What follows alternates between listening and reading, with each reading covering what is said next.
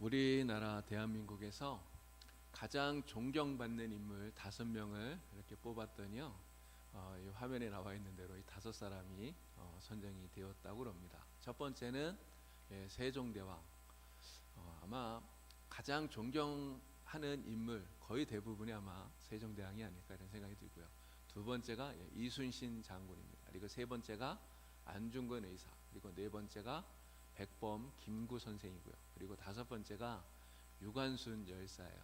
네, 5사람 가운데 여성은 딱 한 분밖에 없더라고요. 유관순 열사. 자, 그런데 이 유관순 열사는 우리 다 잘 알지 않습니까? 3.1운동 하면 가장 먼저 생각나는 분이 이분이에요. 감옥에서 이분이 했던 이야기가 제가 옆에 이렇게 적어놨는데요. 한번 제가 읽어볼게요. 내 손톱이 빠져나가고 내 귀와 코가 잘리고 내 손과 다리가 부러져도 그 고통은 이길 수 있사오나 나라를 잃어버린 그 고통만은 견딜 수가 없습니다. 나라에 바칠 목숨이 오직 하나밖에 없는 것만이 이 소녀의 유일한 슬픔입니다. 이렇게 이야기를 한 거예요. 이 이야기를 이렇게 쭉 읽어보면 정말 이 유관순이 얼마나 나라를 사랑했던가 우리가 깊이 정말 절절히 느낄 수 있습니다. 그럼 오늘 다 투표하셨죠? 네, 투표들 다 하고 오셨죠? 우리가 나라를 사랑하는 방법이 뭘까 생각해 보니까 뭐 여러 가지 많이 있겠지만 투표하는 것 이것도 역시 나라를 사랑하는 그런 한 방법이 아닐까 그런 생각이 들어요. 오늘 유관순 열사처럼 이 이스라엘에서 나라를 위해서 헌신하고 싸웠던 한 여성, 특별히 이스라엘의 그 나라를 위해서 헌신했던 사람들 가운데 가장 큰 존경과 또 사랑을 받는 사람, 바로 드보라에 대한 이야기를 같이 나누려고 그럽니다. 이 드보라의 이름의 뜻은 꿀벌이라고 하는 뜻이라고 그래요. 꿀벌. 그럼 꿀벌 하면 떠오르는 이미지가 무엇입니까? 꿀벌. 우선은 부지런하다, 그죠? 부지런하다. 그리고 또 하나의 이미지는 이로움을 준다는 겁니다. 남에게 이로움을 준다. 사실 뭐 어떻게 보면 이로움을 준다기보다 뺏긴다는 그런 의미도 좀 있긴 하겠지만, 그러나 어쨌든 이로움을 준다 이런 의미가 있는 것이죠. 드보라의 이름이 꿀벌이라고 하는 그 뜻처럼 드보라는 정말 부지런한 사람인 것 같아요. 이게 아내고 또 어머니고요. 그리고 이스라엘의 선지자이고 사사고, 이게 하는 일이 많잖아요. 근데 이러한 여러 가지 일들을 정말 빈틈없이 잘 해내려면 그럼 부지런하지 않으면 안 돼요. 그래서 정말 부지런해야만 된다는 거죠.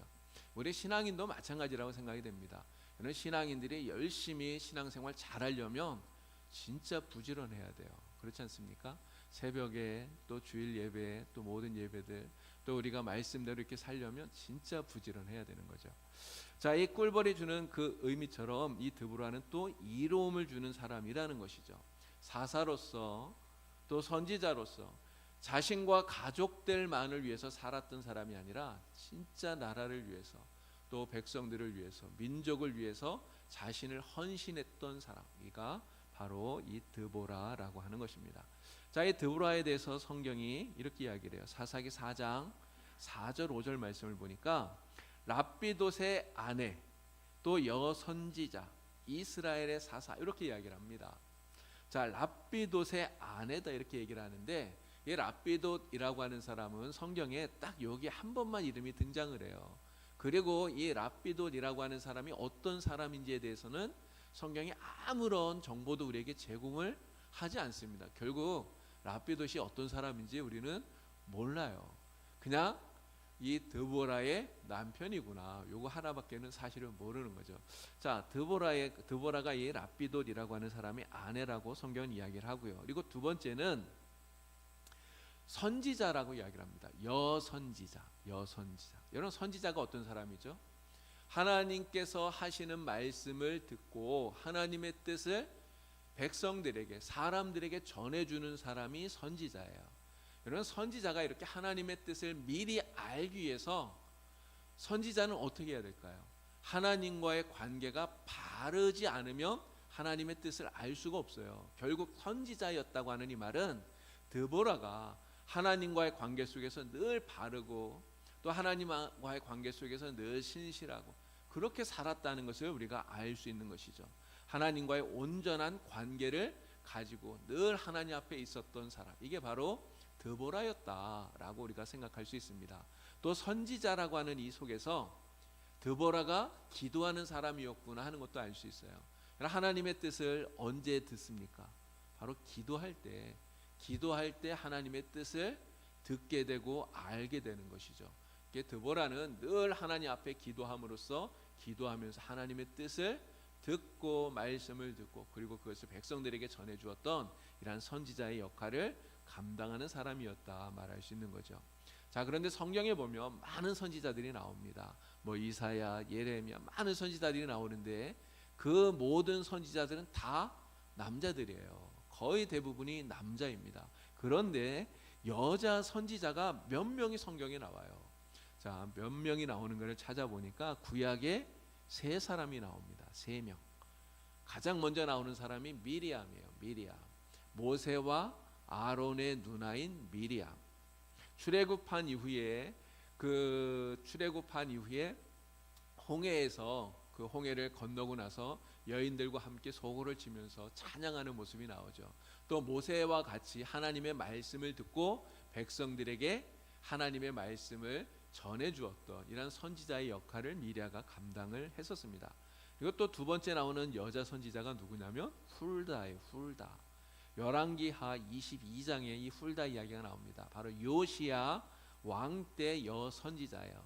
요시야 왕이 성전에서 하나님의 율법책을 발견을 했는데 그것을 읽고 나서 하나님의 뜻이 무엇인가를 알기 위해서 하나님의 뜻을 묻기 위해서 바로 이 훌다에게 요시야가 사자를 보냈었죠. 자, 그리고 세 번째 나오는 이 선지자가 바로 드보라입니다. 이 드보라는 바로 12사사, 사사기의 시대에 12명의 사사들 가운데 유일한 여성 사사예요. 그리고 이제 신약 시대에 2번이 나오는데 안나, 바로 예수님을 성전에서 만났던 그 할머니가 여자 선지자라고 이야기를 하고 있죠. 그리고 또 빌립의 4딸들, 사도행전에 나오는 이 빌립의 4딸은 결혼하지 않고 예언을 했다, 성경이 이렇게 이야기를 하는데요. 사실 이제 어떠한 활동을 했는지 자세한 내용들은 이렇게 나와 있지는 않습니다. 자, 근데 그렇게 보니까 신약 구약을 합쳐서 여자로서 선지자 역할을 한 사람들이 사실은 많지 않다는 거예요. 굉장히 소수라고 하는 거죠. 그런데 이 드보라는 선지자 역할만 했던 것이 아니라 특이하게 사사로서의 역할도 같이 했다고 하는 거예요. 이스라엘의 12사사 가운데 특별히 여성으로서 사사가 되었습니다. 근데 그 당시에 이스라엘의 사회가 굉장히 남성 중심이었다고 하는 것을 우리가 잘 알지 않습니까? 이게 남성 중심의 가부장 사회였다는 거죠. 그 유대인 랍비들이 이런 기도를 드렸다고 그래요. 이스라엘의 그 랍비들이 드린 감사의 기도를 보면 이런 기도가 있었다 그래요.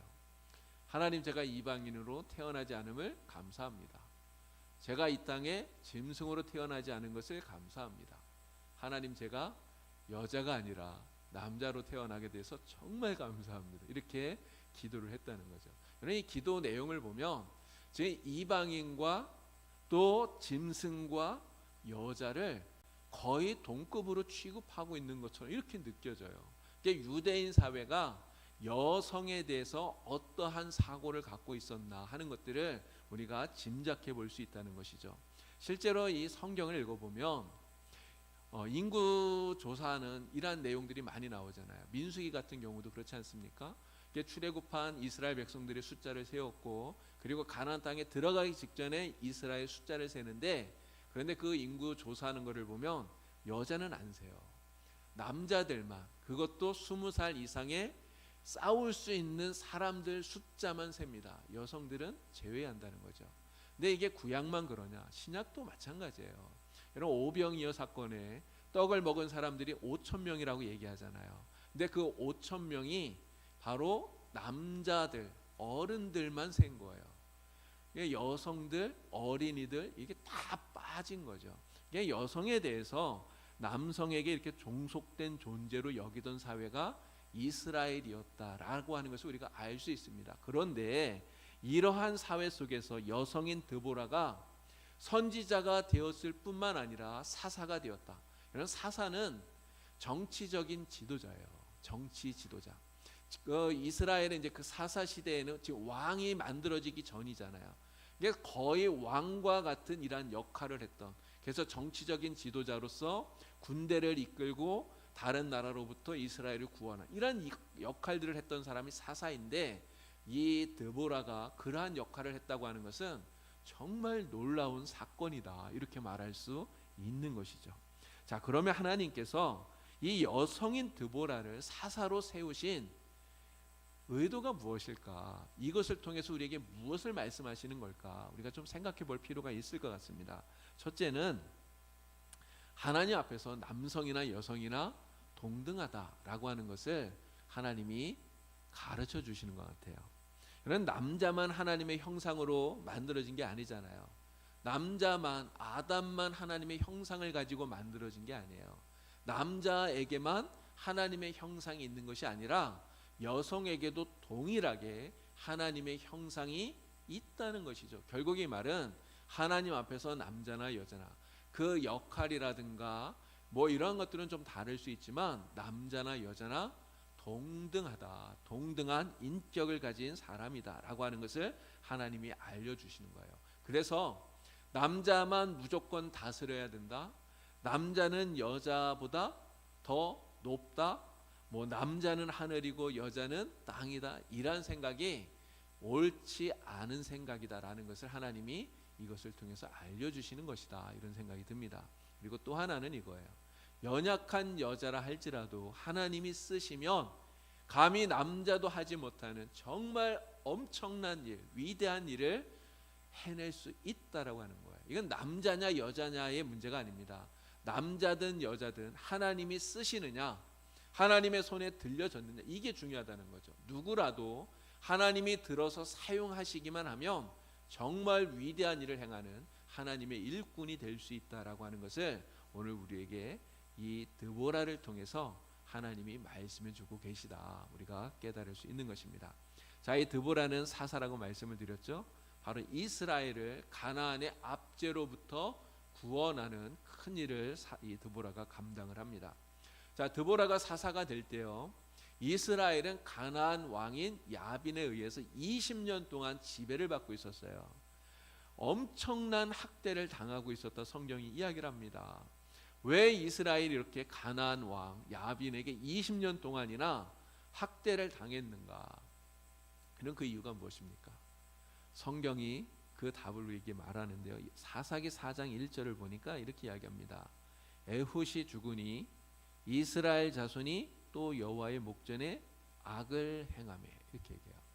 하나님의 목전에, 하나님 보시기에 이스라엘이 악을 행했다는 거죠. 그래서 하나님께서 가나안 왕 야빈의 손에 그들을 파셨다고 이야기를 하고 계셔요.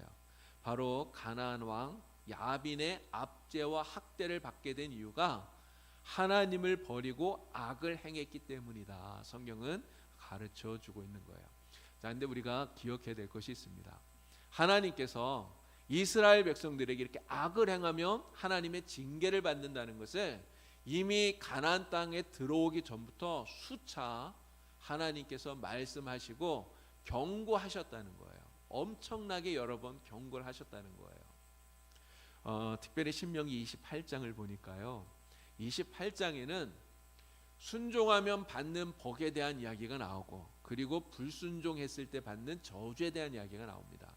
근데 1절에서 68절까지 말씀이 쭉 나오는데요, 순종은 1절부터 14절까지 14절 나옵니다. 순종에 대한 그 복을 받는 이야기는 14절.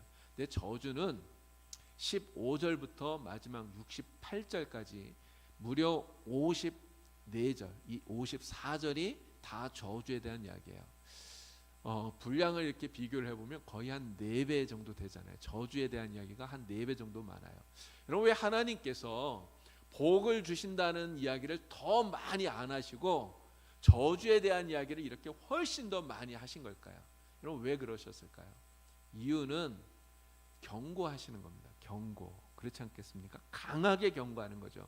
범죄하면 반드시 징계를 받는다. 그러니 불순종하지 말고 하나님 말씀에 순종하는 자가 되어라. 그러면 너희에게 내가 풍성한 복을 주겠다. 하나님이 이렇게 말씀을 하시는 거예요. 자, 그런데 가나안 땅에 들어온 이스라엘 백성들은 어떻게 합니까? 하나님의 이 경고를 무시하는 거예요. 경고를 무시하고 우상을 숭배하고 악을 행하는 것이죠. 이런 독약이 들어있는 병에 경고 이렇게 써놓잖아요. 먹으면 죽으니까요. 못 먹게 경고 이렇게 써놔요. 그래서 거기에 영어로 danger 이렇게 써놓잖아요. 근데 사람들이 그거 보고 잘못 읽어서 위험이라고 안 읽고 단 거 이렇게 읽고 그걸 먹어요. 여러분, 그러면 그 사람 어떻게 될까요? 죽는 거예요. 그죠? 경고를 무시하고 독약을 먹으면 죽을 수밖에 없는 거죠. 여러분, 이스라엘 백성들이 하나님의 경고를 무시하고 이스라엘 백성들이 이 가나안 땅에 들어가서 하나님을 버리고 우상을 숭배하고 악을 행합니다. 근데 이렇게 악을 행한, 하나님의 말씀을 무시하고 경고한 그 대가가 너무너무나 끔찍했다라고 하는 거예요. 자기들이 쫓아내지 못했던 그 가나안 땅의 원주민들, 지금 그 가나안 족속들, 이런 사람들에게 오히려 지배를 받고 그들의 학대를 받고 압제를 받는 이러한 일들이 계속해서 벌어지게 되었다는 거죠. 지금 드보라가 사사가 될 때도 역시 마찬가지 아닙니까? 가나안 왕 야빈에게 무려 20년 동안 끔찍한 학대와 압제를 당하고 있었다고 하는 거예요. 이게 20년 동안이나 고통을 당하다가 너무너무 고통이 심하니까 이제 그제서야 하나님 앞에 회개하고 하나님께 부르짖는 이러한 모습을 보게 됩니다. 자, 사사기 4장 3절에 그렇게 말해요. 20년 동안 학대를 당하였으므로 이스라엘 자손이 여호와께 부르짖었더라 이야기합니다. 자, 그런데 우리 하나님 어떤 분이시라고요? 하나님은 진짜 좋으신 분이에요. 여러분, 끊임없이 이렇게 반역하고 거역하고 하나님 말씀을 떠나고 우상을 숭배하고 여러분 이렇게 하는데도 불구하고 하나님께서는 끊임없이 그들을 다시 돌아오기를 기다리고 계시다는 거예요. 물론 그들이 이렇게 범죄하면 어떻게 합니까? 징계해요. 근데 징계하는 이유가 무엇이라고요? 그들이 그 징계를 통해서 자기 죄를 깨닫고 하나님께 돌아오게 하시려고 징계하시는 거예요. 그리고 회개하고 돌아오기를 하나님은 기다리고 계시는 거예요. 정말 긴 시간이 지나도 하나님은 기다리신다는 거죠. 그리고 회개하고 돌아오면 어떻게 합니까? 하나님은 용서해 주시고 그리고 다시 받아주시는 은혜의 하나님이시라는 것이죠. 자, 이스라엘이 회개하고 하나님께 부르짖습니다. 그랬더니 하나님 어떻게 하셔요? 바로 여선지자 드보라를 세우셔서 바락과 함께 이스라엘을 이 가나안의 압제로부터 구원을 해 주신 것이죠. 자, 이 드보라를 통해서 이제 우리가 배우는 신앙의 교훈이 몇 가지 있는데 오늘 두 가지를 여러분들에게 같이 나누려고 합니다. 자, 첫 번째는 우리가 평안할 때 더 조심해야 된다. 정말 주의해야 된다라고 하는 거예요. 신명기 8장을 보니까 모세가 이런 이야기를 합니다. 신명기 8장 12절에서 14절까지 말씀인데요. 우리 말씀을 같이 한번 읽어보도록 하겠습니다. 내가 먹어서 배부르고 아름다운 집을 짓고 거주하게 되며 또 내 소와 양이 번성하며 내 은금이 증식되며 내 소유가 다 풍부하게 될 때 내 마음이 교만하여 내 하나님 여호와를 잊어버릴까 염려하노라. 아멘. 신명기 말씀은 모세가 죽기 직전에 이스라엘 백성들에게 설교하면서 썼던 이야기예요. 가나안 땅을 앞에 두고 40년 광야 생활이 다 끝나가는 그 즈음에 모압 그 평지에서 이 신명기 말씀을 이스라엘 백성들에게 준 거예요. 근데 이 말씀 가운데 지금 모세가 이렇게 이야기를 합니다. 야, 너희가 가나안 땅에 들어갔을 때 마음이 교만해져서 타락해서 방탕함에 빠질까 내가 심히 염려가 된다. 걱정이 된다. 모세가 이렇게 이야기를 하는 거예요. 여러분, 모세가 왜 이런 말을 할까요?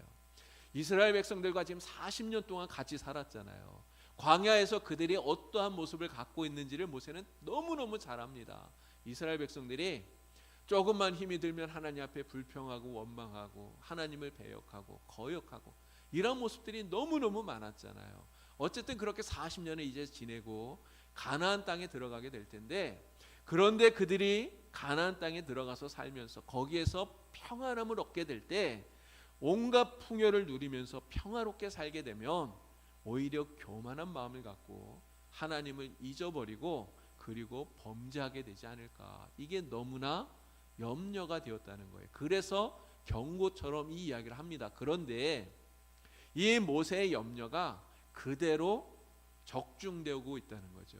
이스라엘 백성들이 가나안 땅에 들어가서 정말 모세가 염려했던 그대로 살고 있다고 하는 거예요. 평안해지니까 금세 타락하고 하나님을 잊어버리는 이러한 이스라엘 백성들의 모습을 우리가 성경에서 보게 됩니다. 그게 바로 사사기의 역사라고 하는 것이죠. 드보라가 사사가 되기 바로 직전에 이스라엘 백성들이 하나님을 버리고 악을 행했던 그런 모습들이 나옵니다. 그래서 모압 왕 에글론에게 18년 동안 지배를 받아요. 18년이라는 시간이 사실 엄청 긴 시간이잖아요. 근데 18년 동안 지배를 받으니까 또 그들이 하나님 앞에 부르짖고 용서해달라고 간구하죠. 그때 하나님이 구원자를 세우셨는데 그때 세우신 구원자가 사사가 에훗입니다. 에훗, 왼손잡이 에훗. 에훗을 통해서 이스라엘을 구원하시죠. 구원한 이후에 에훗이 죽을 때까지 무려 80년 동안 이스라엘의 평화가 지속이 돼요. 80년. 굉장히 오랫동안 평화로운 시기가 찾아오게 됩니다. 그러니 80년의 평안을 누릴 때 이스라엘 백성들은 어떻게 했어야 될까요? 이 80년이라고 하는 긴 세월의 평안을 누릴 때 그들이 해야 될 행동은 무엇이었겠습니까? 우선은 이 평안함, 80년이라고 하는 긴 세월의 평안함이 하나님이 주신 거라고 하는 것을 그들이 기억해야 되는 거죠. 자기들이 만든 게 아니잖아요. 하나님께서 자신들을 구원하셔서 80년 동안이나 평안을 누릴 수 있도록 만들어 주신 거잖아요. 바로 하나님이 주신 평안함이다라고 하는 것을 절대로 잊어버려서는 안 된다는 거죠. 그리고 또 하나는 이러한 평안을 주신 그 하나님께 감사하면서 살아야 된다는 것입니다. 그 평안을 주신 하나님께 감사하고 그리고 그 하나님을 찬양하고 그러면서 하나님을 더 잘 섬기고 정말 믿음을 더 굳건하게 했어야 마땅하다고 하는 거예요. 자, 이스라엘 백성들이 처음에는 그렇게 하지 않았을까요? 처음에 하나님께서 구원해 주셨을 때 그 잠시 동안은 정말 그들도 하나님께 감사하고 하나님을 찬양하고 정말 믿음을 새롭게 하면서 하나님을 섬기면서 살려고 그렇게 했을 거예요. 그런데 문제는 이 평안한 시간이 길어지니까 무려 80년이라고 하는 긴 시간 동안 평안을 누리다 보니까 점차 이 믿음이 해이해지면서 하나님을 잊어버리게 되었다는 거죠. 하나님을 잊어버리니까 교만한 마음이 생기는 거예요. 마치 그 평안함이 자신들의 힘으로 자신들의 노력으로 자기들이 이루어낸 것처럼 그렇게 생각을 하는 거죠. 그러면서 그러한 교만함이 생겨나니까 영적으로 타락하게 되고요. 또 육적으로 타락하게 되고요. 세상의 쾌락과 환락을 쫓으면서 이에 죄악에 빠져버리는 그러한 사람들이 되고 말았다고 하는 것입니다. 여러분, 우리 성도는요 정말 그런 것 같아요. 고난의 때보다 평안할 때 타락하기가 훨씬 쉽다는 거죠. 고난의 때보다 평안할 때 넘어지기가 훨씬 더 쉽다는 거예요. 그래서 평안할 때 조심해야 된다는 것입니다. 우리 기독교의 역사를 봐도 그래요. 우리 기독교 역사를 보면 로마의 박해를 받을 때 어땠습니까? 로마 황제가 기독교를 박해할 때는요 오히려 그 믿음이 더 순수했어요. 박해 속에서 오히려 그 믿음이 더 빛이 났다는 거죠. 그리고 기독교가 오히려 더 불처럼 뜨겁게 부흥하고 성장했던 시기가 바로 그 박해를 받던 때였다고 하는 것입니다. 그런데 황제가 기독교를 공인해 주고요. 그리고 로마의 국교가 되면서 자유롭게 신앙생활할 수 있는 그러한 때가 되니까 그런 기독교가 어떻게 되었습니까? 정말 평안함은 찾았는데 평안함이 왔는데 오히려 기독교는 타락하고요. 그리고 부패하게 되었다는 것이죠. 이런 다윗을 한번 생각해 보십시오. 다윗이 사울에게 쫓겨서 광야에서 무려 10년을 쫓겨다녔어요. 그런데 그 광야에서 생활할 때 얼마나 힘이 들었겠습니까? 얼마나 고통스러웠겠어요. 언제 죽을지 모르는 그런 위기 속에서 살잖아요. 그런데 그렇게 고난과 아픔이 있는 그러한 광야 생활이지만 오히려 그 속에서 다윗의 믿음은 진짜 별과 같이 빛나요. 얼마나 아름다운 믿음, 순수한 믿음을 다윗이 가졌는지 모릅니다. 그런데 왕이 되고 난 다음에 이제는 전쟁터에도 나가지 않아요. 그냥 군사들 다 전쟁터에 내보내고 자신은 한가롭게 왕궁 지붕을 거닐면서 이렇게 평안함을 누릴 때 그때 다윗이 넘어지게 되었다는 거예요. 한가롭게 지붕을 이렇게 거닐다 보니까 옆집에 목욕하는 여인을 보게 되었지 않습니까? 밧세바를 보았잖아요. 그리고는 마음을 빼앗겨서 결국은 그 여인을 얻고자 하는 그 마음 때문에 간음죄를 짓고 그리고 남의 아내를 빼앗고 충직한 부하를 죽이는 이러한 살인죄를 범하게 되었다고 하는 것이죠. 평안할 때 자신의 마음을 조심하지 않고 주의하지 않고 그렇게 했기 때문에 결국은 이러한 죄를 범하게 되었다는 것입니다. 자, 여러분 반면에 욥은 어떤가 우리가 생각해 보도록 하겠습니다. 욥. 자, 욥기 1장 5절 말씀 우리 같이 함께 읽어보겠습니다. 그들이 차례대로 잔치를 끝내면 욥이 그들을 불러다가 성결하게 하되 아침에 일어나서 그들의 명수대로 번제를 드렸으니 이는 욥이 말하기를 혹시 내 아들들이 죄를 범하여 마음으로 하나님을 욕되게 하였을까 함이라. 욥의 행위가 항상 이러하였더라. 아멘. 욥은 동방에서 가장 큰 부자래요. 여러분 얼마나 평안함이 그에게 있었겠습니까? 그런데 욥은 그의 행위가 항상 이러했던 성경이 이야기를 해요. 아들들, 자녀들 10명이 자기 생일이 되면 이렇게 같이 불러서 잔치하고 즐겁게 지내고 그런데 그렇게 하다가 혹시라도 범죄하였을까봐 하나님 앞에 자녀들 다 불러서 하나님 앞에 제사하고 하나님 앞에 예배하고 또 하나님 앞에 회개하게 하고 이렇게 정결하게 하고 이런 일들을 항상 했다는 것 아닙니까? 그런데 성경이 뭐라고 얘기한다고요? 욥의 행위가 항상 이러하였다. 그러니까 평안하지만 늘 하나님 앞에서 진실하게 바르게 살려고 늘 주의하고 늘 조심하고 이렇게 살았던 것이 욥이라고 하는 것입니다. 오늘 우리 성도들은 바로 이처럼 평안할 때 욥처럼 정말 조심하는 이러한 사람들이 되어야 된다는 거죠. 하나님께서 내게 주신 이 은혜와 축복을 우리가 타락과 방종의 그러한 기회로 삼아서는 절대로 안 된다고 하는 것입니다. 만일 내가 지금 평안을 누리고 있다면 이 평안을 내게 주신 그 하나님께 우리는 감사해야 되는 것이죠.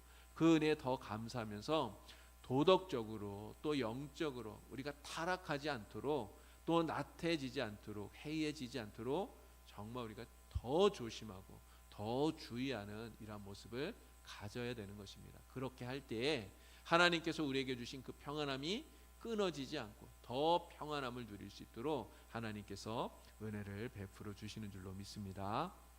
자, 우리 두 번째 드보라를 통해서 우리가 배우는 교훈은 이거예요. 우리가 무엇을 경계해야 될 것인가?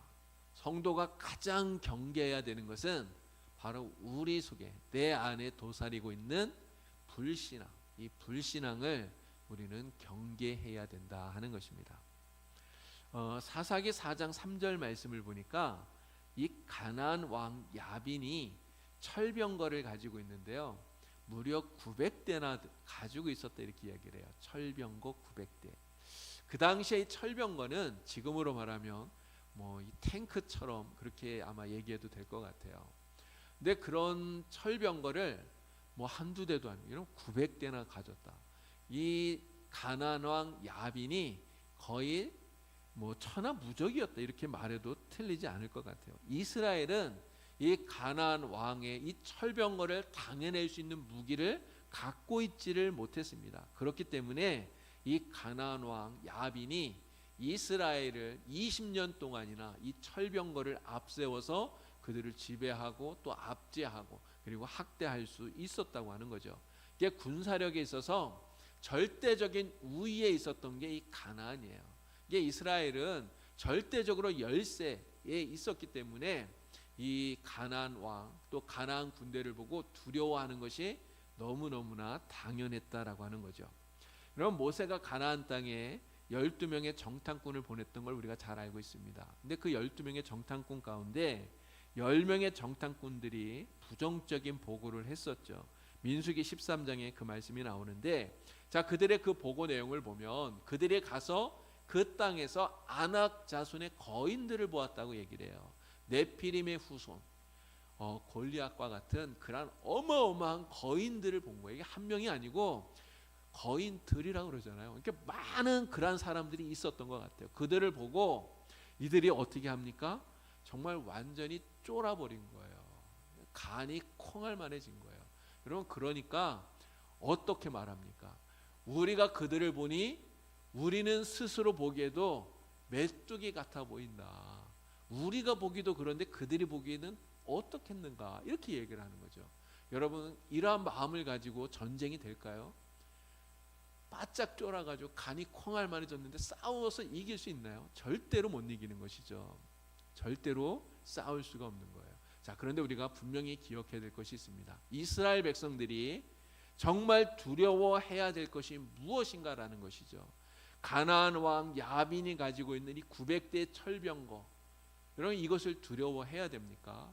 아니면 가나안 땅에 살고 있었던 거대한 거인인 아낙 자손들, 여러분, 그들을 두려워해야 되나요? 물론 이스라엘 백성들과 비교하면 가나안 왕 야빈이 가지고 있는 900대의 철병거, 또 아낙 자손들, 이거는 이스라엘과 비교할 수 없이 강한 거예요. 이스라엘은 그것과 비교하면 너무너무 약해요. 이거는 엄연한 사실이고요. 누가 보아도 부정할 수 없는 현실이라고 하는 겁니다. 그런데 이스라엘은 이렇게 약하지만 하나님께서 그들에게 주신 약속이 있어요. 내가 너희와 함께 하겠다. 너희를 위하여 내가 싸우리라. 이 하나님이 하신 약속의 말씀입니다. 출애굽기 14장 14절을 보니까 하나님 말씀하셔요. 여호와께서 너희를 위하여 싸우시리니 너희는 가만히 있을지어다 이야기합니다. 또 출애굽기 17장 16절에서도 말씀하시죠. 여호와가 아말렉과 더불어 대대로 싸우리라. 신명기 3장 22절에서도요. 너희 하나님 여호와께서 친히 너희를 위하여 싸우시리라. 하나님께서 너희를 위하여 싸우신다 이야기를 해요. 우리는 약한데 하나님이 싸우시기 때문에 그래서 이길 수 있다는 것 아닙니까? 이스라엘 백성들이 정말 믿어야 되는 것은 이거였던 거예요. 하나님이 우리와 함께 하신다. 하나님이 우리를 위하여서 싸워주신다. 이것을 믿어야 됐다고 하는 것이죠. 이런 드보라가 바락을 불러서 이야기를 합니다. 오늘 말씀을 보니까 가나안 왕 야빈과 싸우라고 하는 하나님의 말씀을 전하는데요. 자, 사사기 4장 6절에서 7절에 이렇게 이야기하죠. 너는 납달리 자손과 스볼론 자손 10,000명을 거느리고 다볼 산으로 가라. 내가 야빈의 군대 장관 시스라와 그의 병거들과 그의 무리를 기손강으로 이끌어 내게 이르게 하고 그를 내 손에 넘겨주리라 이야기합니다. 여러분, 이 드보라나 바락이나 지금 가나안 왕 야빈이 가지고 있는 900대의 이 철병거가 엄청나게 막강한 전력을 가지고 있는 너무너무나 무서운 무기라는 것을 모를까요? 다 알고 있잖아요. 그의 그 철병거를 정말 한 대, 두 대도 이기기 어려운데 900대나 되는 이 철병거를 가지고 있는데 싸워서 못 이긴다는 것을 이 드보라도 알고 바락도 안다는 거예요. 그런데도 불구하고 이들이 하나님의 명령대로 이스라엘 군대를 이끌고 다볼 산으로 가는 이유가 무엇입니까? 하나님이 하신 약속 때문에 가는 거예요. 하나님 뭐라고 말씀하셨어요? 내가 야빈의 군대 장관 시스라와 그의 병거들과 그의 무리를 기손강으로 이끌어 내게 이르게 하고 그를 내 손에 넘겨주리라. 하나님이 이렇게 하신 약속을 믿기 때문에 가는 거예요. 하나님이 우리와 함께 하시고 하나님이 우리를 위해서 싸우신다고 하는, 우리에게 승리를 주신다고 하신 이 말씀을 믿기 때문에 간다고 하는 것이죠. 결국 어떻게 되었습니까? 드보라와 바락이 이 다볼산에서 위대한 승리를 얻게 된 것이에요. 믿었기 때문에 그렇다는 것이죠. 여러분, 다윗이 엘라 골짜기에서 블레셋 장군인 골리앗과 싸웠습니다. 이스라엘 군사들은 골리앗을 보고 다 두려워해요. 여러분, 이 골리앗은 투구와 또 갑옷과 칼과 창과 방패와 이러한 것으로 무장을 하고, 그리고 골리앗이 다윗을 죽이겠다고 막 달려들어요. 그런데 이 골리앗과 지금 싸우러 나간 다윗은 어떤 무기를 들고 있습니까? 그냥 물맷돌 5개, 그리고 손에 막대기 하나 들고 그리고 나가는 거예요.